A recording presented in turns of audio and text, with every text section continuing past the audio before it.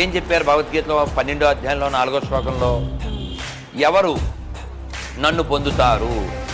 సర్వభూత హితే రతాః, అన్ని జీవుల హితమును కోరువాడే నన్ను పొందెదరు అని పండగ పేరు చెప్పి కోట్ల కొద్ది ఆవుల్ని, కోట్ల కొద్ది మేకల్ని, కోట్ల కొద్ది గొర్రెల్ని అలా కోస్తే వాడు హిందువు, ముస్లిము, క్రిస్టియన్ ఏం తేడా లేదు. దేవుడు అనేవాడు దాన్ని క్షమించడు. అందుకే మనం చెప్తాం సర్వే జన. కాబట్టి భగవద్గీత మనకి నేర్పిస్తుంది శిష్టాసినః సంతో ముచ్యంతే సర్వకిల్బిషై తే తే తే త్వగం పాప ఏ పచంత్యాత్మకారణాత్. అంటే ఏంటి?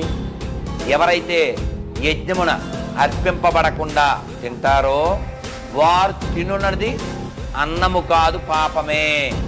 ఎవరు చెప్పారు? మళ్ళీ మూడులో చెప్పాడా? మళ్ళీ 9లో చెప్తాడు. 9లో 27 నెంబర్ కూడా చెప్తున్నా చూడండి.